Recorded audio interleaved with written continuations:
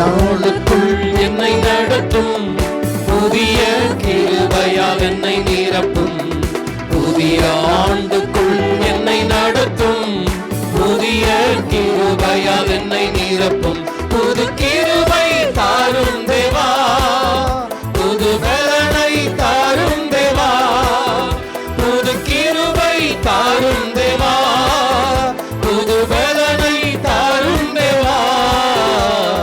புதிய ஆண்டுக்குள் என்னை நடத்தும், புதிய கிருபையால் என்னை நிரப்பும். புதிய ஆண்டுக்குள் என்னை நடத்தும், புதிய கிருபையால் என்னை நிரப்பும். ஆரம்பம் அற்பமானாலும் முடிவு சம்பூர்ணமா. ஆரம்பம் அற்பமானாலும் முடிவு சம்பூர்ணமா. குறைவுகள் நிறைவாகட்டும், எல்லா குறைவுகள் நிறைவாகட்டும். என் வறட்சி செழிப்பாகட்டும், என் வறட்சி செழிப்பாகட்டும். புது கிருபை தாரும் தேவா, புது பலனை தாரும் தேவா. புது கிருபை தாரும் தேவா, புது பலனை தாரும் தேவா. புதிய ஆண்டுக்குள் என்னை நடத்தும், புதிய கிருபையால் என்னை நிரப்பும். புதிய ஆண்டுக்குள் என்னை நடத்தும், புதிய கிருபையால் என்னை நிரப்பும். வெட்கத்துக்கு பதிலாக நன்மை தாரும் தேவா, வெட்கத்துக்கு பதிலாக இரட்டிப்பு நன்மை தாரும் தேவா.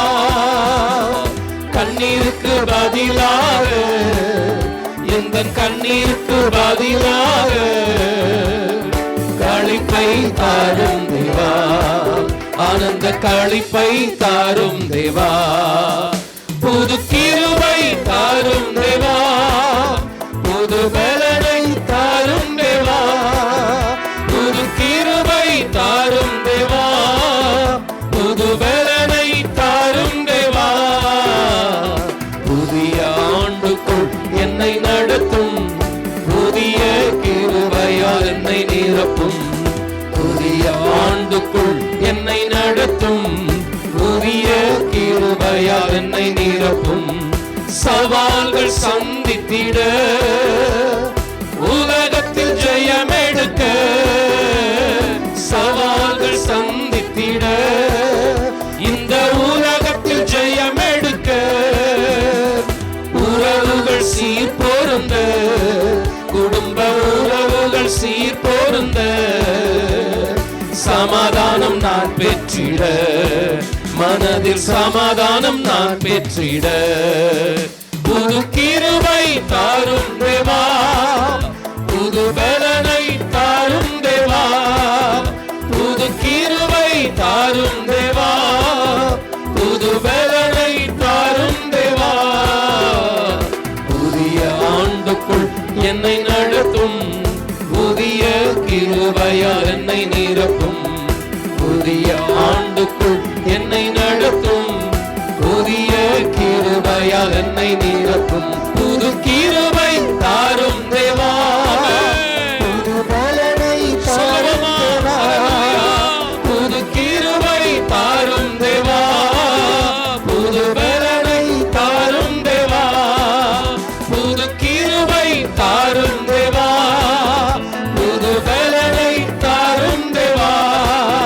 புது கிருபை தாரும் தேவா, புது பலனை தாரும் தேவா. நல்ல கரங்களை தட்டி ஹல்லேலூயா, ஹல்லேலூயா, ஹல்லேலூயா. ஆண்டவரே உமக்கு ஸ்தோத்திரம் அப்பா, ஹல்லேலூயா. பிதாவாகிய தேவனாலும் கர்த்தராகிய இயேசு கிறிஸ்துவினாலும் கிருபையும் சமாதானமும் உண்டாவதாக. ஆமென். இந்த வருடத்தின் முதல் ஞாயிற்றுக்கிழமை தேவனை தொழுது கொள்ளும்படி வாஞ்சையாக ஆவலோடு கூட ஓடோடி வந்திருக்கிறோம். இந்த வருடத்தை கர்த்தர் ஆசீர்வாதமான ஆண்டாக மாற்றி தருவாராக. மறுபடியுமாய் இந்த வருடத்தின் துவக்கத்தில் கூடி வந்திருக்கிற யாவருக்கும் புத்தாண்டு நல்வாழ்த்துக்களை தெரிவித்துக் கொள்கிறோம். கடந்த ஆண்டு முழுவதும் கண்ணின் மணி போல பாதுகாத்து நடத்தி வந்த தேவன் இப்புதிய ஆண்டிலே இன்னும் நன்மைகளை காண கிருபைகளை செய்வாராக. இன்னும் ஆசீர்வாதங்களை சுதந்தரிக்க இரக்கங்களை கட்டளிடுவாராக.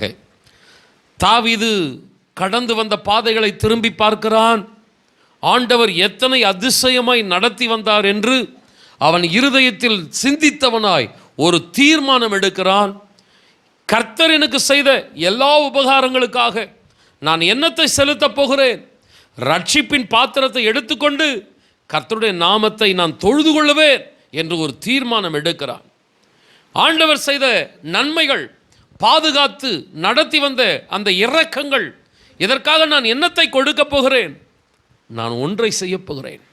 தேவன் எனக்கு கொடுத்த ரட்சிப்பு, தேவன் எனக்கு கொடுத்த அந்த ஸ்லாக்கியம், நான் அவரை தொழுது கொள்ளுவேன், அவரை ஆராதிப்பேன் என்று தீர்மானம் எடுக்கிறான்.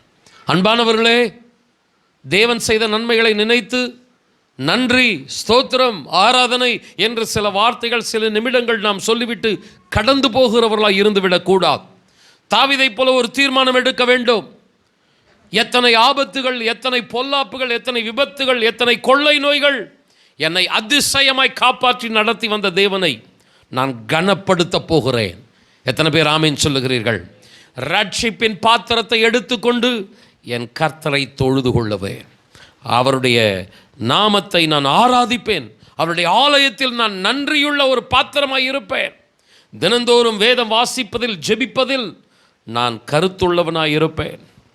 கர்த்தருக்கு மகிமையான சாட்சியாய் என் வேலை ஸ்தலத்தில், என் தெருவில் நான் இருப்பேன். இதுதான் ஆண்டவருக்கு செலுத்துகிற ஒரு நன்றி. ஜஸ்ட்டு சபைக்கு வந்து நன்றி நன்றி நன்றி, ஸ்தோத்திரம் ஸ்தோத்திரம் இப்படி சொல்லிவிட்டு போவதல்ல நன்றி பலிகள். நம்மையே காணிக்கையாய், சுகந்த வாசனையாய் தேவனுக்கு செலுத்துவதே நாம் ஆண்டவருக்கு செலுத்துகிற நன்றி பலி. இம்மட்டும் நம் மூலம் மகிமைப்பட்ட தேவன் இனிமேலும் மகிமைப்படுவாராக. ஆமென். இந்த வருடத்தின் வாக்குத்தத்த வசனத்திற்குள் நம்முடைய கவனத்தை திருப்புவோம். சகரியாவின் புஸ்தகம் 8ஆம் அதிகாரம் 13ஆம் வசனம். சம்பவிப்பது என்னவென்றால், யூதா வம்சத்தாரே, இஸ்ரவேல் வம்சத்தாரே, நீங்கள் புறஜாதிகளுக்குள்ளே சாபமாய் இருந்தது போலவே ஆசீர்வாதமாய் இருக்கும்படி நான் உங்களை ரட்சிப்பேன். பயப்படாதேயுங்கள், உங்கள் கைகள் திடப்பட கடவது. இந்த வசனத்தில் தேவன் நமக்கு கொடுத்த வாக்குத்தத்தம், நீங்கள் ஆசீர்வாதமாய் இருக்கும்படி நான் உங்களை ரட்சிப்பேன், பயப்படாதேயுங்கள், உங்கள் கைகள் திடப்பட கடவது. இந்த வாக்குத்தத்தத்தை நாம் புத்தாண்டு ஆராதனையிலே தியானித்தோம். தொடர்ந்து இந்த நாளிலும் தியானிக்க கர்த்தர் உதவி செய்வாராக, நம்மோடு கூட பேசுவாராக. அருமையானவர்களே, இந்த வசனத்தில் தேவனுடைய இருதயத்தை பார்க்க முடிகிறது. நீங்கள் ஆசீர்வாதமாய் இருக்கும்படி, நாம் ஆசீர்வாதமாய் இருக்க வேண்டும் என்பது தேவனுடைய இருதயத்தில் உள்ள சிந்தனை. இன்றைக்கு நம்மை மனதார வாழ்த்துகிறவர்கள் எத்தனை பேர் இருக்கிறார்கள்? நீங்கள் நன்றாக இருக்கணும் சொல்லுகிறவர்கள் எத்தனை பேர் இருக்கிறார்கள்? ஒருவேளை உதடுகள் அப்படிப்பட்ட வார்த்தையை சொல்லலாம். உள்ளத்திலோ எரிச்சல்கள், பொறாமைகள், வன்கண்கள் நிறைந்த ஒரு சமுதாயத்துக்கு மத்தியிலே நாம் வாழ்ந்து கொண்டு இருக்கிறோம். அன்பான ஆசீர்வதிக்கிற உள்ளங்களை பார்ப்பது மிக அரிதாக இருக்கிறது. எரிச்சலோடு கூட எதாகிலும் நடக்காதா என்று வன்கண்ணோடு பார்க்கிற ஒரு சமுதாயம், அப்படிப்பட்ட இருதயங்கள் நாம் சூழ்ந்திருக்கிற ஒரு சூழ்நிலையாய் காணப்படுகிறது. அன்பானவர்களே, ஆனால் இந்த வசனத்தில் நாம் கர்த்தருடைய இருதயத்தை பார்க்கிறோம். நீங்கள் ஆசீர்வாதமாய் இருக்கும்படி. தேவனுடைய இருதயம், என்னுடைய ஜனம் ஆசீர்வாதமாய் இருக்க வேண்டும் என்று விரும்புகிறதை பார்க்கிறோம். சங்கீதத்திலே வாசிக்கிறோம், கர்த்தர் நம்மை நினைத்திருக்கிறார், அவர் நம்மை ஆசீர்வதிப்பார். ஆண்டவர் நம்மை குறித்து ஒரு நினைவை வைத்திருக்கிறார். என்னை நினைக்கிறார், உங்களை நினைக்கிறார். கர்த்தர் நம்மை நினைத்திருக்கிறார். எதற்காக நினைக்கிறார்? என் மகன், என் மகள் ஆசீர்வாதமாய் இருக்க வேண்டும், என் ஜனம் ஆசீர்வாதமாய் இருக்க வேண்டும். நினைப்பதோடு கூட அல்லாமல் என்ன செய்கிறாராம்? கர்த்தர் நினைப்பதோடு கூட அல்லாமல் அவர் ஆசீர்வதிக்கிறார். அவர் ஆசீர்வதிப்பதற்கு தகுதியான பாத்திரமாய் நம்மை மாற்றுகிறார், ஆசீர்வதிக்கிறார். என்னாகமத்திலே வாசிக்கிறோம், தம்முடைய ஜனத்தை ஆசீர்வதிப்பதே கர்த்தருக்கு பிரியமானது. தேவனுடைய இருதயம் நம் ஒவ்வொருவரை குறித்து என்ன நினைக்கிறது? என் மகள், என் மகன் ஆசீர்வாதமாக இருக்க வேண்டும். நாம் 1ஆம் தேதி வாக்குத்தத்த செய்தியிலே நாம் தியானித்தோம், கர்த்தர் 2 மடங்காக ஆசீர்வதிக்கிறார் என்று பார்த்தோம். நாம் அனுபவித்த வெட்கம், வேதனை, துன்பம், நிந்தனை இவைகளுக்கு ஈடாக அல்ல, 2 மடங்காக கர்த்தர் நம்மை ஆசீர்வதிக்கிறார். புத்தாண்டு ஆராதனை செய்தியிலே நாம் கவனித்தோம், அவர்கள் வெட்கம் அனுபவித்த தேசத்திலே, இடத்திலே அவர்களை கீர்த்தியும் புகழ்ச்சியுமாய் வைப்பேன். 1 மடங்கு ஆசீர்வாதம். 2வது மடங்கு என்ன ஆசீர்வாதம்? சகல ஜனங்களுக்குள்ளும், அதாவது எல்லா தேச மக்களுக்கு மத்தியிலும் என் ஜனத்தை உயர்த்தி புகழ்ச்சியாய் வைப்பேன். தெருவில், பட்டணத்தில், அந்த ஊரில் உயர்த்துகிறார், தேசத்தின் கண்கள் காண உயர்த்துகிறார். ஆண்டவர் நம்மை ஆசீர்வதிக்க வேண்டும், ஏதோ சாதாரணமாக அல்ல. ஊரே பாராட்ட வேண்டும், பட்டணமே புகழ வேண்டும், தேசமே ஆச்சரியமாய் பார்க்க வேண்டும். கர்த்தர் நம்மை ஆசீர்வதிக்க விருப்பப்படுகிறார். அன்பானவர்களே, கர்த்தருக்கு ஸ்தோத்திரம். தேவன் நம்மை ஆசீர்வதிப்பதிலே 2 நோக்கங்கள் உண்டு. என்ன? ஒன்று, என் மக்கள் ஆசீர்வாதமாய் இருக்க வேண்டும். என் மக்கள் ஆசீர்வாதமாய் இருப்பதின் மூலமாய் நானே ஆசீர்வதிக்கிற தேவன் என்று சகல ஜனங்களும் அறிந்து கொள்ள வேண்டும். என்னை இல்லாமல் வேற ஒரு இரட்சகர் இல்லை. என்னை இல்லாமல் ஆசீர்வதிக்கிறதற்கு மனிதர்களுக்குள்ளே வேறொரு தேவன் கட்டளையிடப்படவில்லை. அறிந்து கொள்ள வேண்டும் என்று நம்மை ஆண்டவர் சாட்சியை நிறுத்துகிறார். ஏசாயாவின் புஸ்தகம் 43ஆம் அதிகாரம் 11ஆம் 12ஆம் வசனங்களை வாசிக்கலாம். நானே கர்த்தர், என்னை அல்லாமல் இரட்சகர் இல்லை. நானே அறிவித்து ரட்சித்து விளங்க பண்ணினேன். உங்களில் இப்படி செய்யத்தக்க அந்நிய தேவன் இல்லை. நானே தேவன் என்பதற்கு நீங்கள் எனக்கு சாட்சிகள் என்று கர்த்தர் சொல்லுகிறார். நானே தேவன் என்பதற்கு நீங்கள் எனக்கு சாட்சிகள் என்று கர்த்தர் சொல்லுகிறார். நம்மை குறித்த தேவ திட்டம் என்ன?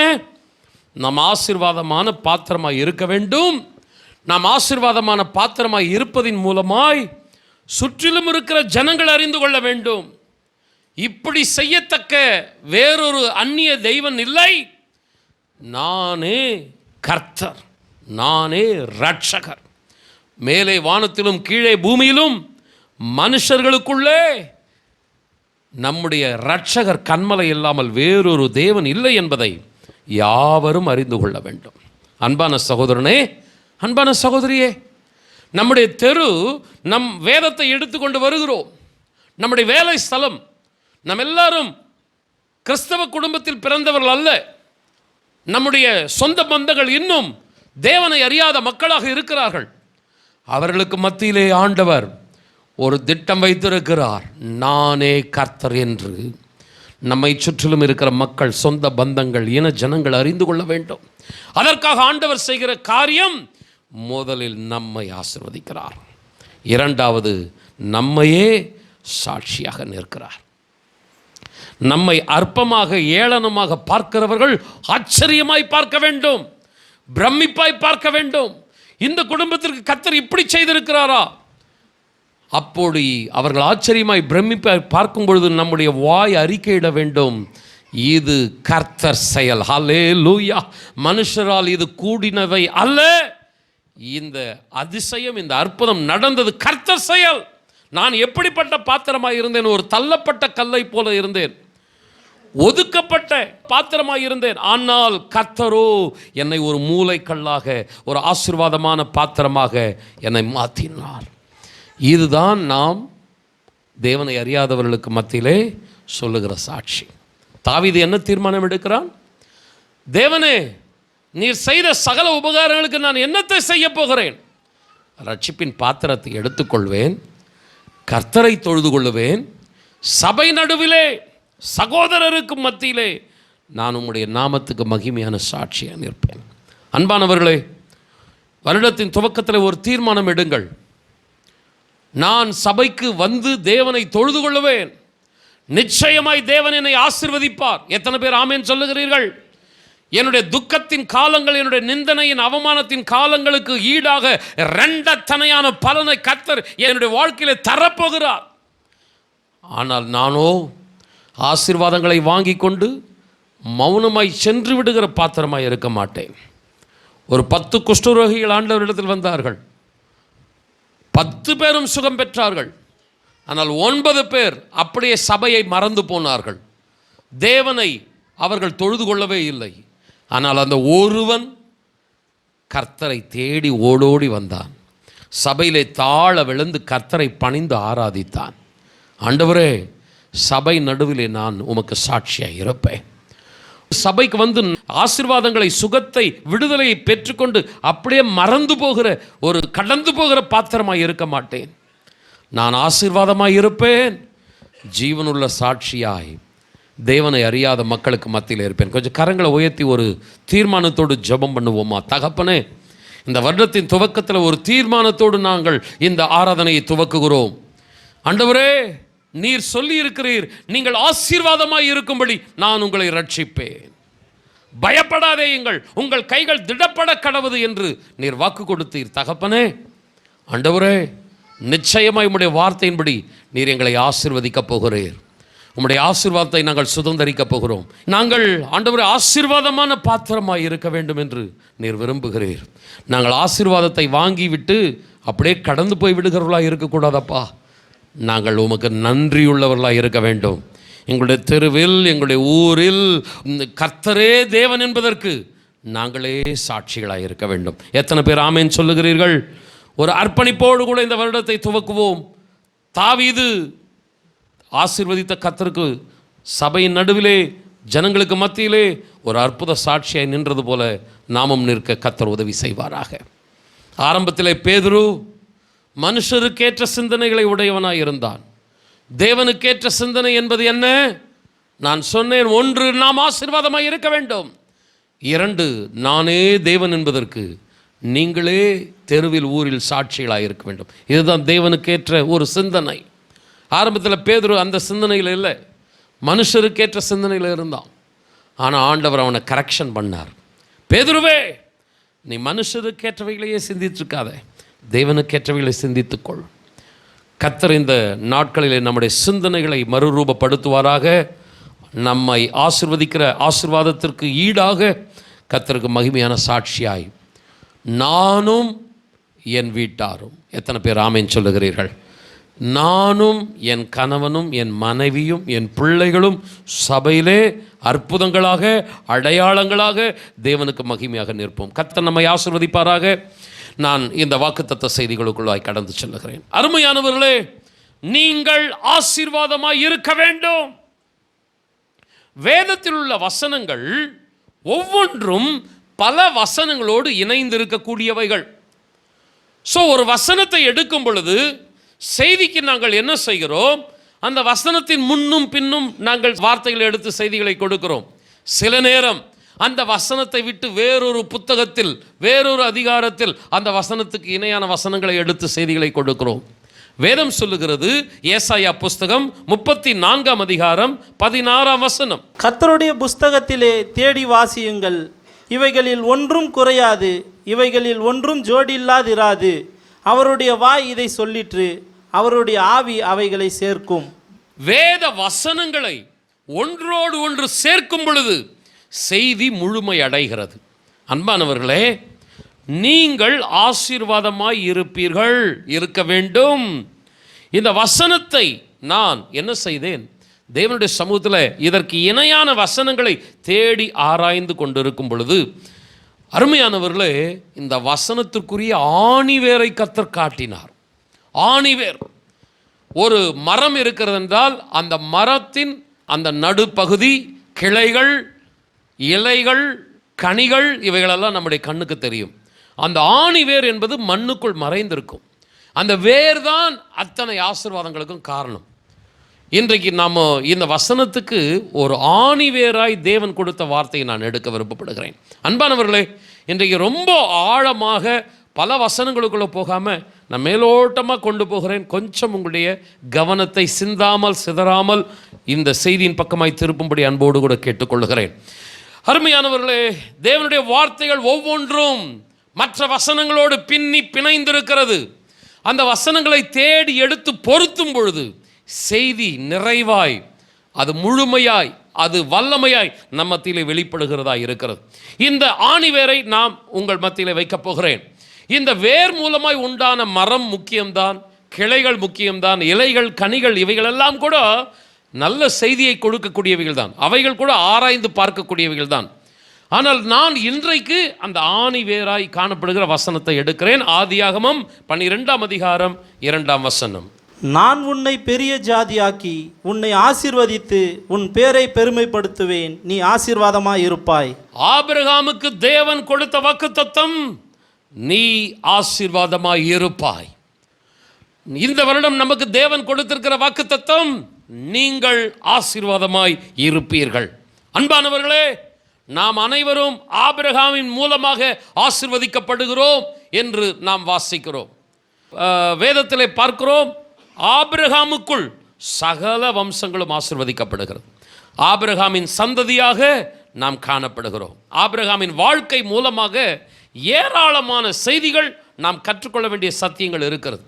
ஒன்றுமே இல்லாத ஆபிரகாமின் வாழ்க்கை, வெறுமையாய் இருந்த அவனுடைய வீடு ஆசீர்வாதத்தின் நிறைவுகளாய் காணப்பட்டது. ஆபிரகாமின் வேலைக்காரன் சொல்லுகிறான், கர்த்தர் என் எஜமானனை மிகவும் ஆசீர்வதித்திருக்கிறார்.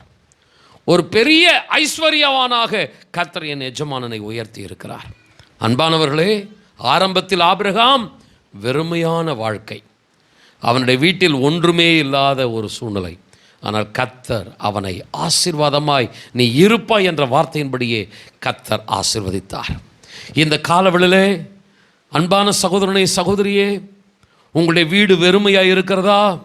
உங்களுடைய வாழ்க்கை ஒன்றும் இல்லாமல் பரிதாபமாக இருக்கிறதா?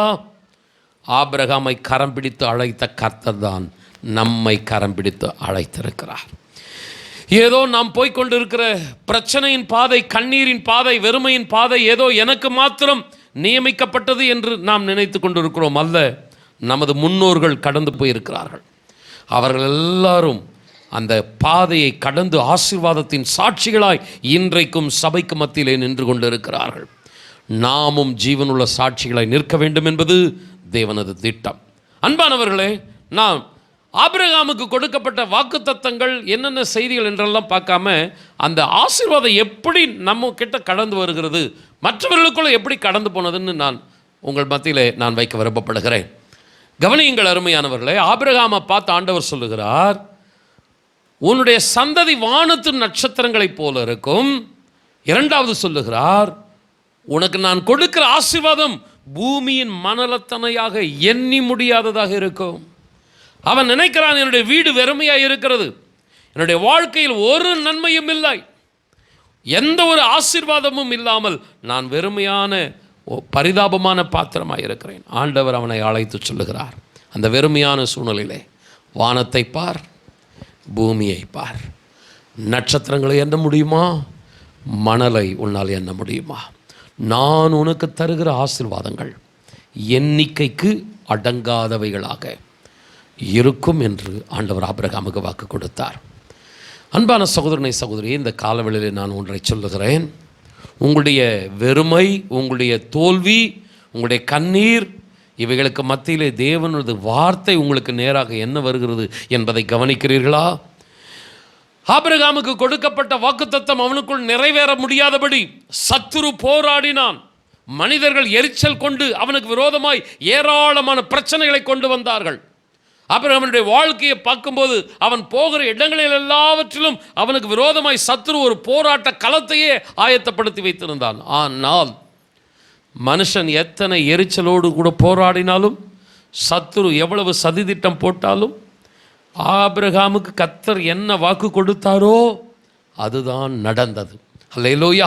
இன்றைக்கு நாம் ஆபிரகாமை குறித்து தியானிக்கிறோம் என்றால், ஆபிரகாம் தேவனே ஆசீர்வதிக்கிறவர் என்பதற்கு ஒரு சாட்சியாக இருப்பதினால், அன்பான சகோதரனே, சகோதரியே, இந்த நாட்களில் வருகிற காலங்களில் ஒருவேளை சத்துரு போராடலாம். மனுஷருடைய எரிச்சல்கள், பலவிதமான சதித்திட்டங்கள் நமக்கு விரோதமாக எழும்பி நிற்கலாம். நான் உங்களுக்கு தைரியம் சொல்லுகிறேன், ஒன்றும் வெற்றி பெறாது. அல்லேலூயா. ஆபிரகாமை கரம் பிடித்து அவனை வெற்றியின் பாதையிலே அழைத்து வந்த கர்த்தர் நம்மையும் அப்படியே நடத்தி வருவார். எத்தனை பேர் விசுவாசிக்கிறீர்கள்? ஆபிரகாமுக்கு கொடுக்கப்பட்ட வாக்குத்தத்தம் அவனோடு முடிந்து விடவில்லை, அப்படியே ஈசாக்குக்குள்ள தொடருகிறது. 26ஆம் அதிகாரம் ஆதியாகமம் 3ஆம் வசனம். இந்த தேசத்திலே வாசம் பண்ணு, நான் உன்னோட கூட இருந்து உன்னை ஆசீர்வதிப்பேன், நான் உனக்கும் உன் சன்னதிக்கும் இந்த தேசங்கள் யாவையும் தந்து உன் தகப்பனாகிய ஆபிரகாமுக்கு நான் இட்ட ஆணையை நிறைவேற்றுவேன். ஆபிரகாமுக்கு கொடுத்த வாக்குத்தத்தம் ஈசாக்குக்குள் தொடருகிறது. நான் ஏன் இந்த சப்ஜெக்டை எடுக்கிறேன் அப்படின்னா, ஆணிவேர், நீ ஆசீர்வாதமாய் இருப்பாய். அந்த ஆணிவேர் இன்னைக்கு நமக்கு ஆண்டவர் கொடுத்திருக்கிற வாக்குத்தத்தம், நீங்கள் ஆசீர்வாதமாய் இருப்பீர்கள். அப்போ அந்த ஆபிரகாமுக்கு கொடுத்த வாக்குத்தத்தம் அப்படியே ஈசாக்குக்குள்ள தொடருகிறதை பார்க்கிறோம். கவனிங்க, ஒருத்தரோடு நிற்காம அந்த வாக்குத்தத்தம் தொடருகிறது. ஆபிரகாம் கடுத்து ஈசாக்கு, ஈசாக்கு கடுத்து யாக்கோபு, யாக்கோபுக்கு அடுத்து யோசேப்பு, யோசேப்புக்கு அடுத்து இஸ்ரவேல் ஜனங்கள், இஸ்ரவேல் ஜனங்களுக்கு அடுத்து இன்றைக்கு நம்ம கிறிஸ்தவ மக்கள். அந்த வாக்குத்தத்தம் அப்படியே தொடர்ந்து கொண்டே இருக்கிறோம். ஆனால் நான் உதாரணத்துக்கு இந்த ஈசாக்கை நான் வைக்கிறேன். ஈசாக்குக்கு ஆண்டவர் அதே வார்த்தை கொடுக்கிறார், நான் உன்னை ஆசீர்வதிப்பேன், உன் தகப்பனுக்கு நான் சொன்ன அந்த வார்த்தையை நான் உனக்கு நிறைவேற்றுவேன், நீ ஆசீர்வாதமாக இருப்பாய். ஆனால் ஈசாக்குக்கு வாக்குத்தத்தம் சுலபமாக நிறைவேறிச்சா அப்படின்னா இல்லை. ஈசாக்கு கடினமான சூழ்நிலைகளை சந்தித்தான். அவனுக்கு விரோதமாய் மனிதர்கள் எழும்பி நின்று வாக்குவாதம் செய்தார்கள். பல இடங்களிலே அவன் தோண்டின துறவுகளை எல்லாம் தூர்த்து போட்டார்கள்.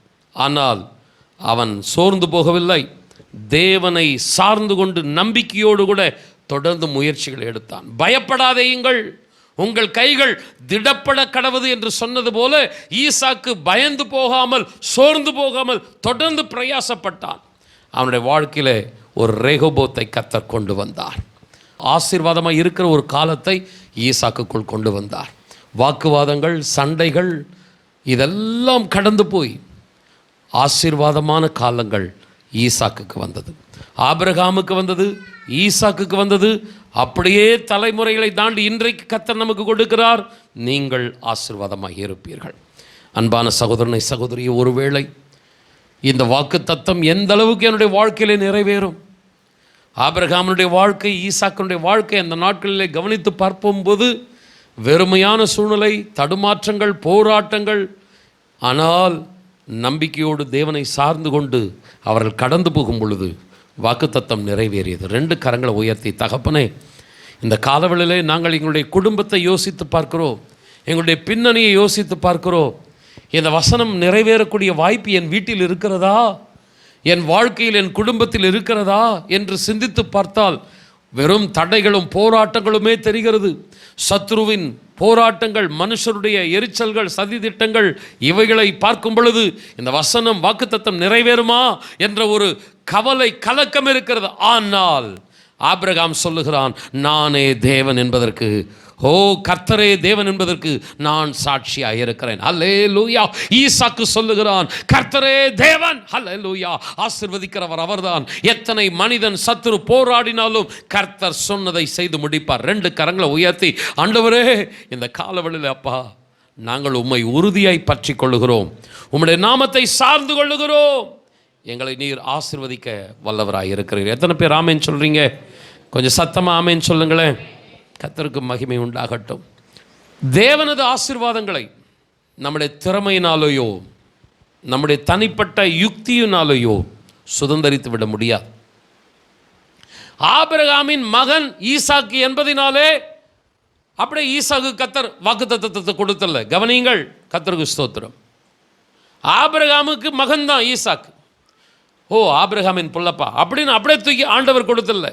மகன் என்கிற ஒரு காரியத்திற்காய் கர்த்தர் இரக்கம் பாராட்டினாலும் ஆபிரகாமினிடத்தில் காணப்பட்ட அர்ப்பணிப்பு ஈசாக்கினிடத்தில் இருக்க வேண்டும் என்று தேவன் எதிர்பார்த்தார். கவனியுங்கள், ஆதியாகமம் 26ஆம் அதிகாரம் 4ஆம் 5ஆம் வசனத்தை வாசியுங்கள். ஆபிரகாம் என் சொல்லுக்கு கீழ்ப்படிந்து என் விதிகளையும் என் கற்பனைகளையும் என் நியாயங்களையும் என் பிரமாணங்களையும் கை கொண்டபடியினால் நான் உன் சன்னதியை வானத்தின் நட்சத்திரங்களைப் போல பெருக பண்ணி உன் சந்ததிக்கு இந்த தேசங்கள் யாவையும் தருவேன், உன் சந்ததிக்குள் பூமியில் உள்ள சகல ஜாதிகளும் ஆசீர்வதிக்கப்படும் என்றார். 3ஆம் வசனத்தில் ஈசாக்கை பார்த்து ஆண்டவர் சொல்றாரு, உன் தகப்பனுக்கு நான் கொடுத்த வாக்குப்படியே உன்னையும் நான் ஆசீர்வதிப்பேன் அப்படின்ட்டு அது அடுத்து சொல்கிறாரு, ஆபிரகாம் என் சொல்லுக்கு கீழ்ப்படிந்தது போல, என் பிரமாணங்களுக்கு என்னுடைய கட்டளைகளெல்லாம் கை கொண்டது போல நீயும் நடப்பாயானால் உன்னையும் உன் சந்ததியும் நான் என்ன செய்வேன், ஆசீர்வதிப்பேன். ஸோ கவனியுங்கள் அன்பானவர்களே, ஆசீர்வாதத்திற்குரிய நிபந்தனைன்றது என்னன்னா, ஆபிரகாமின் மகன்றதுனால ஆசீர்வாதம் கிடையாது. ஆபிரகாமின் மகன் என்கிற காரியத்தின் நிமித்தமாய் ஆண்டவர் இரக்கத்தை கொடுக்க வந்தாலும் ஒரு தகுதி எதிர்பார்க்கிறார். எப்படி உன் தகப்பன் என்னுடைய வார்த்தைகளுக்கு கீழ்ப்படிந்து நடந்தானோ அதுபோல நீங்களும் கீழ்ப்படிந்து நடக்க வேண்டும். ஈசாக்கு ஒரு அற்புதமான சாட்சி. அவனுடைய திருமண வாழ்க்கையை குறித்து நம்ம பார்க்குறோம். பெண்ணு பார்க்க போயிருக்கிறாங்க, பெண்ணு பார்த்துட்டு அந்த செய்தியோடு வர்றாங்க. வீட்டுக்கு வரும்போது ஈசாக்கு என்ன நிலையில் இருக்கிறான்னா, தியானம் பண்ணிட்டு இருக்கிறான், ஜெபத்தில் தேவ சமூகத்தில் காத்திருக்கிறான்னு பார்க்குறோம். அவனுடைய திருமண வாழ்க்கை, அவனுடைய வருமானம், பிஸ்னஸ், எதை பார்த்தாலும் ஈசாக்கு ஒரு அற்புதமான சாட்சியாக இருக்கிறான். அன்பானவர்களே, தேவனை சார்ந்து கொள்ளுகிறவர்கள் போராட்டங்கள் நிறைந்த சூழ்நிலையிலும் வெற்றி பெறுகிறவர்களாக இருப்பார்கள். ஆபிரகாமுக்குள் காணப்பட்ட அர்ப்பணிப்பு அப்படியே ஈசாக்குக்குள்ள இருக்கிறது. ஈசாக்கு தேவனை சார்ந்து கொண்டான், குடும்ப வாழ்க்கையில் தேவனை சார்ந்து கொண்டான். எத்தனை துறவுகளை தூர்த்து போட்டாலும் ஆசீர்வதிக்கிற கர்த்தர் என்னோடு கூட இருக்கிறார் என்று தன்னுடைய கையின் பிரயாசங்களிலே தேவனை முழுமையாய் சார்ந்து கொண்டான். அவனுடைய நம்பிக்கை வீண் போகவில்லை, கர்த்தர் அவனை உயர்த்தினார். ஆனால் இன்னொரு காட்சியை நான் உங்களுக்கு மத்தியில் வைக்கிறேன். நான் ஜஸ்ட் இந்த ஆபிரகாமின் ஃபேமிலியே நான் உங்கள் கண்ணுக்கு முன்னாடி கொண்டு வருகிறேன். ஆபிரகாமின் மகன் ஈசாக்கு சார்ந்து கொண்டான். ஈசாக்கினுடைய மகன் யாக்கோபு இருக்கிறான் பாருங்க. யாக்கோபு அவன் தன்னை, தன்னுடைய திறமைகளை, தன்னுடைய யுக்தியை அவன் அதிகமாய் நம்பினான். ஆரம்பத்தில் தன் சொந்த தகப்பனை ஏமாற்றினான், சகோதரன் ஏசாவை ஏமாற்றினான். அதற்கடுத்து மாமனார் லாபான் ஒரு திட்டம் போட்டு அவனுடைய ஆட்டு மந்தையை காட்டிலும் தன்னுடைய ஆட்டு மந்தை பெருசாக இருக்கணும்னு ஒரு திட்டம் போட்டு, எல்லாமே அவனுடைய திறமை, அவனுடைய சாமர்த்தியம், அவன் ஏமாற்றி திட்டம் போட்டு பல காரியங்களை செய்து அவன் என்ன பண்ணான், ஆசீர்வாதத்தை சொந்தத்து கொள்ளலாம் என்று வந்தான். ஆனால் நடந்தது என்ன? அவன் சம்பாதித்த ஆசீர்வாதங்கள், ஆஸ்திகள் அவனுக்கு சஞ்சலமாய் வேதனையாய் மாறியது. பார்க்கிறோம், அவன் துக்கத்தோடு பயத்தோடு யாப்போக்கு ஆற்றங்கரையை கடக்கிறான். ஆனால் நடந்தது என்ன? அந்த ஆற்றங்கரையில் அவன் புரிந்து கொண்டது, இதுவல்ல தேவனது ஆசீர்வாதம், உன்னதத்திலிருந்து இறங்கி வருவது தான் தேவனது ஆசீர்வாதம். புரிந்து கொண்டு தேவனுடைய பாதத்தை பிடித்து கொள்கிறான் அந்த யாப்போக்கு ஆற்றங்கரையில். ஆண்டவரே, நீர் என்னை ஆசீர்வதித்தால் ஒழிய நான் உம்மை போக விடவே மாட்டேன். எல்லா சம்பவங்களும் உங்களுக்கு தெரியும்.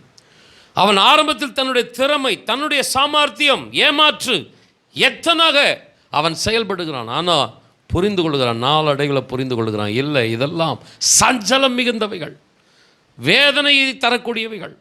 நீதிமொழிகளில் வாசிக்கிறோம், கர்த்தரின் ஆசீர்வாதமே ஐஸ்வர்யத்தை தரும், அதனோட அவர் வேதனையை கூட்டவே மாட்டார். புரிந்து கொண்டார். அன்பானவர்களே, தேவனை விட்டு விட்டு நாம் சம்பாதிக்கிற ஆசீர்வாதங்கள் நமக்கு சஞ்சலமாய் வேதனையை மாறிவிடும். தேவனிடத்தில் இருந்து வருகிற நன்மைகளே நிறைவான ஆசீர்வாதத்தை கொண்டு வரும். யாக்கோபு அந்த யாப்போக்கு ஆற்றங்கரையில் புரிந்து கொள்ளுகிறான், ஆண்டவரே நீர்தான் ஆசீர்வாதத்தின் ஊற்று. பிடித்து கொள்கிறான். அப்போ கூட ஆண்டவர் உடனே ஆசீர்வதிச்சில்லை. உன் பேர் என்ன, நீ யார்? அவன் தன்னை ரியலைஸ் பண்ணணும். ஆமாம் ஆண்டவரே, இதுவரைக்கும் நான் ஏமாற்றி எத்தனாக வாழ்ந்து இவைகளெல்லாம் சாதித்தேன். நான் மனிதர்களை ஏமாற்றி கொண்டிருக்கவில்லை, நான் உம்மை ஏமாற்றினேன்.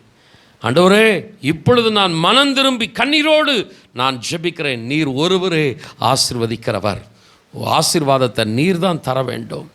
ஆபிரகாம், ஈசாக்கு தேவனை முழுவதுமாய் சார்ந்து கொண்டது போல என்னுடைய திறமை, என்னுடைய சாமர்த்தியம் என்று நான் கடந்து போனதுனால இத்தனை சஞ்சலம், வேதனை. ஒரு மனம் திரும்புதலின் கண்ணீர் அந்த யாப்போக்கு ஆற்றங்கரையிலே. உடனே கர்த்தர் அவனை ஆசீர்வதிக்க ஆரம்பித்தார். இந்த 2024 உங்களுக்கு ஆசீர்வாதமாய் மாற வேண்டுமானால் கர்த்தருக்கு ஸ்தோத்திரம். ஏமாற்று எத்தனாக நம்முடைய திறமை, நம்முடைய சாமர்த்தியம் என்றே நம்முடைய வாழ்நாட்கள் கடந்து போயிருக்குமானால், சஞ்சலம், வேதனை, வருத்தத்தோடே கடந்த ஆண்டை நாம் முடித்திருப்போமானால், காலங்களையும் சமயங்களையும் மாற்றுகிறவர் இந்த ஆராதனையிலே நம்மிடத்தில் ஒரு எதிர்பார்க்கிறார். யாக்கோபு தன்னை உணர்ந்து கொண்டான். அவன் மனம் திரும்பி தன்னை தாழ்த்தி தேவனுடைய சமூகத்தில் அர்ப்பணித்தான். நான் அவனை ஆசீர்வதித்தேன்.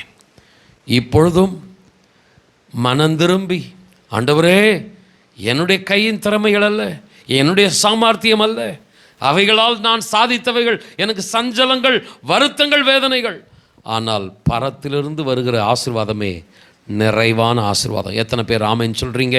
கொஞ்சம் 2 கரங்களை உயர்த்தி, தகப்பனே, ஆண்டவரே, ஆபிரகாமை போல நீ நடக்கணும்னு ஈசாக்குக்கு ஆண்டவர் சொன்னார். ஈசாக்கு அப்படியே நடந்தா. போராட்டங்கள், பிரச்சனைகள் வந்தது, ஆனாலும் கர்த்தர் பாதுகாத்தார். ஆனால் யாக்கோபு, கர்த்தருக்கு ஸ்தோத்திரம், ஆரம்பத்தில் தன்னுடைய சாமர்த்தியம், தன்னுடைய சுயபலன், தன்னுடைய திறமை, இவைகளெல்லாம் வீண் என்று உணர்ந்து கர்த்தருடைய பாதத்தை பிடிச்சிட்டான்.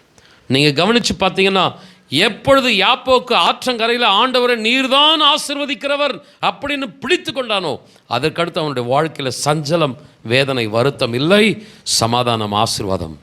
2 கரங்களை உயர்த்தி, தகப்பனே, கடந்த ஆண்டு சஞ்சலங்கள், வேதனைகள், வருத்தங்கள் இந்த ஆண்டு தொடரக்கூடாது. அந்த எத்தனாக ஏமாற்றுகிற அல்லது எங்களையே நம்புகிற ஆண்டவரே வாழ்க்கை தொடரக்கூடாது. எத்தனை பேர் ஜெபம் பண்ணுறீங்க? ஆண்டவரே, உம்மை சார்ந்து கொள்ளும் பொழுது, உம்மையே நாங்கள் பற்றி கொள்ளும் பொழுது, ஒருவேளை சத்துரு போராடினாலும், மனுஷர்கள் எழும்பி வந்தாலும், ஆபிரகாமுக்கு துணை செய்தது போல, ஈசாக்குக்கு துணை செய்தது போல எங்களுக்கும் துணை செய்வீரப்பா. அந்த ஆணிவேர் நீ ஆசீர்வாதமாய் இருப்பாய். அந்த வாக்குத்தத்தம் எங்களுக்குள்ளேயும் நிச்சயமாக நிறைவேறும். எத்தனை பேர் ஆமேன்னு சொல்கிறீங்க? கொஞ்சம் சத்தமாக ஆமேன்னு சொல்லுங்களேன். ஆபிரகாமுக்கு கர்த்தர் கொடுத்த வாக்குத்தத்தம் என்ன? முதல்ல நீ வானத்தை நோக்கிப்பார், நட்சத்திரத்தை எண்ணும். 2வது வாக்குத்தத்தம் என்ன? பூமியை, மணலை எண்ணிப்பார். முதல்ல ஆபிரகாமுக்கு ஆண்டவர் கற்றுக் கொடுத்த காரியம், என்னை சார்ந்து கொள், என்னை நோக்கிப்பார், எனக்கு ஒத்தாசை வரும் பர்வதத்துக்கு நேராக என் கண்களை ஏறெடுக்கிறேன். ஆண்டவர் சொன்ன காரியம், என்னை சார்ந்து கொள். 2வது, நீ பிரயாசப்படு, நீ முயற்சி எடு. இதுதான் ஈசாக்கு செய்தான். அவனுடைய வாழ்க்கையில் கர்த்தரை சார்ந்து கொண்டான். அவனுக்கு ஏமாற்றங்கள், தோல்விகள் வந்தபோது, சித்தனா, ஏசேக்கு, இப்படியெல்லாம் அவனுக்கு தோல்வி வந்தபொழுது கர்த்தரை உறுதியை பிடித்து கொண்டான். ரெகோபத்தை கொண்டு வந்தார். முதல்ல தேவனை நோக்கி, 2வது நம்முடைய பிரயாசம். ஆனால் யாக்கோபு முதல்ல தேவன்ற இடத்தை விட்டுட்டு தன்னுடைய திறமை, தன்னுடைய சாமர்த்தியம், இதனால் சஞ்சலம், இழப்புகள். ஒருவேளை அன்பானவர்களே, உங்களுடைய ஜெபம், வேத வாசிப்பு, சபை கூடி வருதல், இவைகளெல்லாம் பிரதான ஒரு இடத்திற்குரியதாக இல்லாமல், உலகம், உங்களுடைய பிரயாசம், உங்களுடைய முயற்சி, இதுவே கடந்த நாட்களின் காரியமாக இருந்திருக்கிறதா? ஜெபத்திற்கும் வேத வாசிப்பிற்கும் சபை கூடி வருதலுக்கும் அதிகமான முக்கியத்துவத்தை கொடுக்காமல் இருந்திருக்கிறீர்களா? வேதம் என்ன சொல்லுகிறது? முதலாவது தேவனுடைய ராஜ்யத்தையும் அவருடைய நீதியும். இந்த 2024 கொஞ்சம் ஜெப வாழ்க்கை அதிகமாகட்டும். சபைக்கு ஒவ்வொரு வாரமும் நான் வருவேன் என்கிற ஒரு ஆழமான தீர்மானத்தோடு கூட நீங்கள் முயற்சி எடுங்கள். தினந்தோறும் வேதத்தை வாசிப்பேன், எனக்கும் தேவனுக்கும் உள்ள உறவை நான் இன்னும் அதிகப்படுத்திக் கொள்வேன். 2வது, நான் பிரயாசப்படுவேன். முதல்ல கர்த்தருடைய சமூகத்தில், 2வது பிரயாசம். கர்த்தர் இதைத்தான் ஆசீர்வதிப்பார். யாக்கோபுவின் மகனாகி யோசேப்புக்கு கர்த்தர் என்ன வாக்கு கொடுக்கிறார் பாருங்க. ஆதியாகமம் 49ஆம் அதிகாரம் 25ஆம் வசனம். உன் தகப்பனுடைய தேவனாலே அப்படி ஆயிற்று, அவர் உனக்கு துணையாய் இருப்பார். சர்வ வல்லவராலே அப்படி ஆயிற்று, அவர் உயரே வானத்திலிருந்து உண்டாகும் ஆசீர்வாதங்களினாலும் கீழே ஆழத்தில் உண்டாகும் ஆசீர்வாதங்களினாலும் ஸ்தானங்களுக்கும் கர்ப்பங்களுக்கும் உரிய ஆசீர்வாதங்களினாலும் உன்னை ஆசீர்வதிப்பார். யோசேப்புக்கு வருகிற ஒரு வாழ்த்தை நீங்கள் கவனித்து பார்ப்பீர்களானால், உயர வானத்திலிருந்து உண்டாகும் ஆசீர்வாதங்கள். 2வது, கீழே ஆழத்தில் உண்டாகும் ஆசீர்வாதங்கள். ஆபிரகாம் தன்னுடைய பிள்ளைகளுக்கு, தன்னுடைய சந்ததிக்கு ஆசீர்வாதத்தை எப்படி தேடணும்னு கற்றுக் கொடுத்திருந்தான். ஈசாக்கு கற்றுக்கொண்டான். யாக்கோபு கொஞ்சம் தவறி போனான், ஆனால் மறுபடியும் அவன் சரியாயிட்டான். யோசேப்பு அதே ஆபிரகாமை போலவே அந்த ஆசீர்வாதத்தை தேடனான். உயர வானத்திலிருந்து உண்டாகும் ஆசீர்வாதம் முதல்ல. 2வது, கீழே ஆழத்திலிருந்து உண்டாகும் ஆசீர்வாதங்கள். ஸோ பிள்ளைகள், பேர பிள்ளைகள் எல்லாமே ஆபிரகாம் வழியில் என்ன பண்ணாங்க? நடந்தாங்க. முற்பிதாக்கள் இன்றைக்கு நமக்கு சாட்சிகளாக இருக்கிறார்கள். ஆண்டவர் சொல்லுகிறார், நான் ஆபிரகாமின் தேவன், நான் ஈசாக்கின் தேவன், நான் யாக்கோபின் தேவன். ஏன் அதை சொல்லுகிறார்?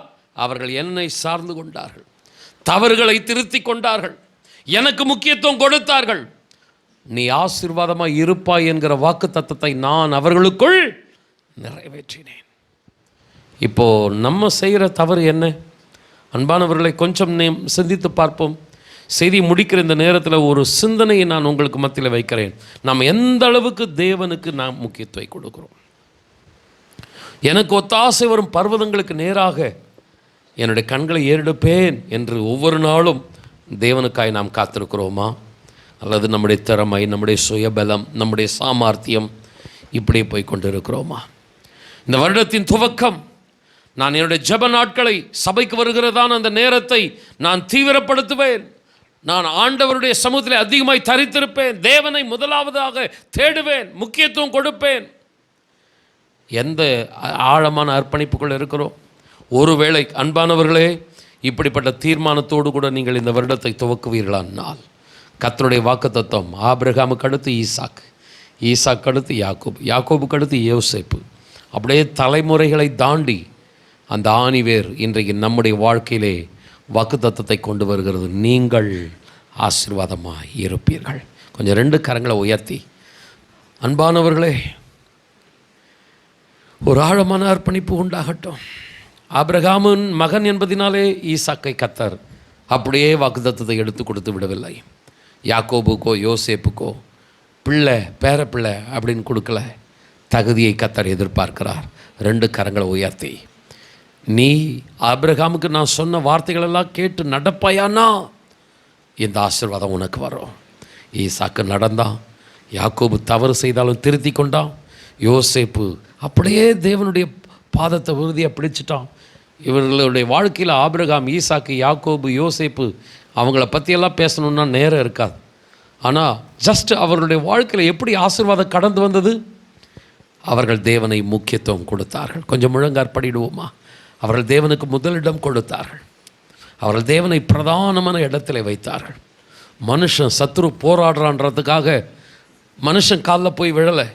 யோசேப்பு குறித்து பார்க்கிறோம், கர்த்தரை உறுதியாய் பிடித்து கொண்டான். அவனுடைய வில் உறுதியாய் நின்றது. அன்பான சகோதரனை, சகோதரி, இந்த வருஷம் போராட்டமே இருக்காது, பிரச்சனையே இருக்காதுன்னு நான் சொல்லலை. இந்த உலகம் முடிகிற வரைக்கும், நம் கண்ணை மூடுகிற வரைக்கும் சத்ரு போராடத்தான் செய்வான். மனிதர்கள் நமக்கு விரோதமாக எழும்பத்தான் செய்வார்கள். ஆனால் கர்த்தர் நம்மோடு கூட இருக்கிறார். ஆசீர்வதிக்கிற தேவன் நம்மோடு கூட இருக்கிறார். ஆனால் நாம் ஆசீர்வாதத்தை உலகத்தில், நம்முடைய சாமர்த்தியத்தில் நாம் தேடிக்கொண்டு இருக்கிறோமா? அல்லது தேவனுடைய பாதத்தில் அவருக்கு முதலிடம் முக்கியத்துவம் கொடுத்து தேடுகிறோமா? வலது கரத்தை உயர்த்தி, தகப்பனே, ஆண்டவரே, நீர் ஆபிரகாமின் தேவன், நீர் ஈசாக்கின் தேவன், நீர் யாக்கோபின் தேவன், இஸ்ரவேலின் தேவன், இன்றைக்கு எங்களுடைய தேவன். எவ்வளவோ போராட்டங்கள், எவ்வளவோ பிரச்சனைகள் உம்முடைய ஜனத்துக்கு விரோதமாக எழும்பியது. அவர்கள் சில காலங்கள் சாபமாய் இருந்தார்கள், அவர்கள் கண்ணீராய் இருந்தார்கள், போராட்டங்களுக்கு மத்தியில் இருந்தார்கள். ஆனால் 2 தனையாய் பலனை கொடுத்தீர். எங்கெல்லாம் கண்ணீரோடு நின்றார்களோ, எங்கெல்லாம் பாதிக்கப்பட்டார்களோ, அதே இடத்தில் அவர்களை தலை நிமிர வைத்தீர். 2 கரங்களை உயர்த்தி, அதே தேவன் எங்கள் மத்தியில் உலாவை கொண்டு இருக்கிறேன். அல்லேலூயா. ஆண்டவரே, ஒரு விசை ஆண்டவரே எங்களை தாழ்த்துகிறோம். ஆண்டவரே, ஆண்டவரே எங்களை வெறுமையாக்குகிறோம். ஆண்டவரே, கடந்த நாட்களில் எங்களுடைய சுயபலன், எங்களுடைய சாமர்த்தியம், ஆண்டவரே, தேவனை மறந்துவிட்டு, ஜெபத்தை விட்டுவிட்டு, சபை கூடி வருதலை விட்டுவிட்டு, ஆண்டவரே, நாங்கள் உலகம், மனிதன் என்று எங்களையே நாங்கள் முக்கியத்துவப்படுத்தி ஓடி இருப்போமானால், அன்றைக்கு யாக்கோபு மனம் திரும்பினது போல ஒரு கண்ணீரின் மனம் திரும்புதலோடு உம்முடைய பாதத்திற்கு வருகிறோம். நீர் ஒருவரே ஆசீர்வதிக்க கூடியவர். ஹல்லேலூயா. நீர் ஆசீர்வதித்தால் ஒழிய நான் உம்மை போக விடேன் என்று யாக்கோபு பற்றி கொண்டது போல. ஹல்லேலூயா. இந்த கால வேளையில் நாங்கள் ஜெபம் பண்றோம். ஆண்டவரே, 2 கரங்களை உயர்த்தி, அப்பா, நாங்கள் பாரத்தோடு உம்முடைய சமூகத்தை நோக்கி பார்க்கிறோம். ஆண்டவரே, ஒரு விசை ஆண்டவரை இறங்குவீராக. ஒரு விசை ஆண்டவர் உம்முடைய ஆசீர்வாதத்தின் ஊற்று எங்கள் சபைக்கு நேராய் கடந்து வருவதாக. அல்லேலூயா, அல்லேலூயா. தேவனுடைய இருதயம் எப்படிப்பட்டது? கர்த்தர் நம்மை நினைத்திருக்கிறார். அவர் நம்மை ஆசீர்வதிப்பார். அவர் ஆசீர்வதிக்க விரும்புகிறார். அவருடைய இருதயம் நம்மை ஆசீர்வதிக்கவே விரும்புகிறது. ஆனால் அந்த தகுதியை எதிர்பார்க்கிறார். ஆபிரகாமுக்குள், ஈசாக்குக்குள், யாக்கோபுக்குள், யோசேப்புக்குள் எப்பொழுது அந்த தகுதி, அர்ப்பணிப்பு, ஆழமான தீர்மானம் உண்டானதோ தமது வல்லமையை கட்டளையிட்டார். ஹல்லேலூயா. வானத்திலிருந்து ஆசீர்வாதங்கள் இறங்கி வந்தது, பூமியிலிருந்து ஆழத்திலிருந்தும் ஆசீர்வாதங்கள் கடந்து வந்தது. நிறைவான பலன்களை தேவ ஜனங்கள் அனுபவிக்க ஆரம்பித்தார்கள். ஹல்லேலூயா. இந்த காலவெளியில் ஆண்டவரே உம்முடைய ஆசீர்வாதங்கள் இறங்கி வருவதாக. எங்களுடைய பிரயாசங்களையும் கர்த்தர் ஆசீர்வதிப்பீராக. நீர் ஆசீர்வதித்தால் தான் ஒரு நிறைவான ஆண்டவரே நன்மைகளை நாங்கள் சுதந்தரிக்க முடியும். ஆண்டவரே நீங்கள் ஆசீர்வாதமாய் இருக்கும்படி நான் உங்களை ரட்சிப்பேன். ஆண்டவருடைய இருதயம் நம்மை ஆசீர்வதிக்கவே விரும்புகிறது. ஆபிரகாமை அழைத்தீரே, ஆசீர்வாதம் கொடுத்தீரே, அதுபோல என்னையும் நீர் ஆசீர்வதிக்கணும் ஆண்டவரே. ஹல்லேலூயா. கரங்களை உயர்த்தி ஜெபம் பண்ணலாமா? 3 யோவான் 1:2 சொல்லுகிறது, பிரியமானவனே, உன் ஆத்துமா வாழ்வது போல நீ எல்லாவற்றிலும் வாழ்ந்து சுகமாயிருக்கும்படி நான் வேண்டுகிறேன். வேதத்தின் வாழ்த்தெல்லாம் நீங்கள் கவனிச்சு பாருங்க. ஆண்டவர் ஆபிரகாமுக்கு கொடுத்த வார்த்தையெல்லாம் கவனிச்சு பாருங்க. முதல்ல உன் ஆத்துமா வாழணும். முதல்ல உனக்கும் கர்த்தருக்கும் இருக்கிற உறவு சரியாக இருக்கணும். உன் ஆத்துமா வாழுமான்னா நீ எல்லாவற்றிலும் வாழ்ந்து சுகமாக இருப்ப. முதல்ல தேவனுடைய ராஜ்யத்திலும் நீதியிலும் உன்னுடைய காரியம் சரியாக இருக்குமான்னா பின்பு இவைகளெல்லாம் உனக்கு கூட கொடுக்கப்படும். 2 கரங்களை உயர்த்தி, தகப்பனே, இந்த 2024 ஆண்டவரே அப்பா, நாங்கள் இன்னும் உம்மை ஆண்டவரை பற்றிக்கொள்வோம். ஆண்டவரே இன்னும் உம்மை ஆண்டவரே தேடுவோம். அப்பா இன்னும் நாங்கள் உம்மை ஆராதிப்போம். ஆண்டவரே எங்களுடைய சுய பலத்தை, சாமர்த்தியத்தை விட ஆண்டவரே நாங்கள் அதிகமாய் உம்மை சார்ந்து கொள்கிறோம். ஹல்லேலூயா, ஹல்லேலூயா. கொஞ்சம் எல்லாரும் வாய்களை திறந்து ஆண்டவரே இந்த காலவெளியில் ஒரு ஆண்டவரை அர்ப்பணிப்போடு ஜெபிக்கிறோம். ஆண்டவரே ஆண்டவரே ஒரு மனம் திரும்புதலின் கண்ணீர் யாக்கோபுக்குள் இருந்தது போல இதோ ஆண்டவரை நாங்கள் ஒப்பு கொடுக்கிறோம். ஆண்டவரே ஆண்டவரே கடந்த காலத்தில் ஏற்பட்ட தவறுகள் இந்த ஆண்டிலே தொடரக்கூடாது. ஆண்டவரே நாங்கள் எத்தனாக ஏமாற்றுகிறவர்களாக இருக்கக்கூடாதப்பா. நாங்கள் உண்மையுள்ளவர்களாக இருக்கணும். ஆண்டவரே நீர் இன்னும் பரிபூர்ண ஆசீர்வாதங்களை கொடுக்க போதுமானவராக இருக்கிறீரப்பா. ஆமென். ஹல்லேலூயா, ஹல்லேலூயா. நீ எல்லாவற்றிலும் வாழ்ந்து நீ சுகமா இருக்கணும். வேதம் ஒரு வாழ்த்தை கொடுக்கிறது. ஹல்லேலூயா. அப்படி எல்லாவற்றிலும் நீ வாழ்ந்து சுகமா இருக்கணும்னா முதல்ல உன்னுடைய ஆத்துமா கர்த்தருக்குள்ள வாழணும். ஹல்லேலூயா. உனக்கும் தேவனுக்கும் உள்ள அந்த உறவில் நீ ஆழமான அர்ப்பணிப்பில் இருக்கணும். 2 கரங்களை உயர்த்தி, தகப்பனே, என்னை தாழ்த்தி அர்ப்பணிக்கிறேன். ஆண்டவரே ஆபிரகாமை ஆசீர்வதித்த தேவன், ஆண்டவரே ஈசாக்கு, யாக்கோபு, யோசேப்பு, இஸ்ரவேல் ஜனங்கள் ஆண்டவரே ஆசீர்வதித்த தேவன், இன்றைக்கு நாங்கள் ஆபிரகாமின் சந்ததியை நிற்கிறோம். ஆண்டவரே நீர் உம்முடைய கரத்தை நீட்டுவீராக. ஆண்டவரே அப்பா, நாங்கள் செழிப்பாய், சிறப்பாய், சாட்சியாய் நாங்கள் எங்களுடைய தேசத்தில் இருக்க வேண்டும். அப்பா நாங்கள் ஆசீர்வாதமாக இருப்பது ஏதோ எங்களுக்கு மாத்திரம் அல்ல. ஆண்டவரே எங்களை சுற்றிலும் இருக்கிற ஜனங்கள் அறிந்து கொள்ள வேண்டும், இந்த தேவனே மெய்யான தேவன். இவரை போல ஒரு ரட்சகர் இல்லை, இவரை போல ஒரு கண்மலை இல்லை. கரங்களை தட்டி கர்த்தரை மகிமைப்படுத்துவோமா? ஹல்லேலூயா. ஆபிரகாமை அழைத்தீரே, ஆசீர்வாதம் கொடுத்தீரே, அதுபோல என்னையும் ஆசீர்வதியும். ஆபிரகாமை அழைத்தீரே, ஆசீர்வாதம் கொடுத்தீரே, அதுபோல என்னையும் ஆசீர்வதியும். நினைப்பதற்கும் ஜெபிப்பதற்கும் அதிகமாக தருபவரே. நினைப்பதற்கும் ஜெபிப்பதற்கும் அதிகமாக தருபவரே. எனக்காகவே யாவையும் செய்து முடித்தீர். நன்றி நன்றி ஐயா. என் பாவங்கள் யாவையும் சுமந்து கொண்டீரே. நன்றி நன்றி ஐயா. சகோதரர் ஷாத்ராக் முன்னதாக வந்து நம்மை ஜெபத்திலே நடத்துவார்கள். அன்பின் பரலோக தகப்பனே ராஜா, இந்த வருடத்தின் ராஜா துவக்கத்தின் முதல் வாரத்திலே ராஜா உம்மை துதிக்க, உம்மை ஆராதிக்க ராஜா, உம்மை தொழுது கொள்ள ஓடோடி வந்த தகப்பனே, எங்கள் ஒவ்வொரு தகப்பனே உன் வரத்திலே தாழ்த்துகிறோம் ராஜா.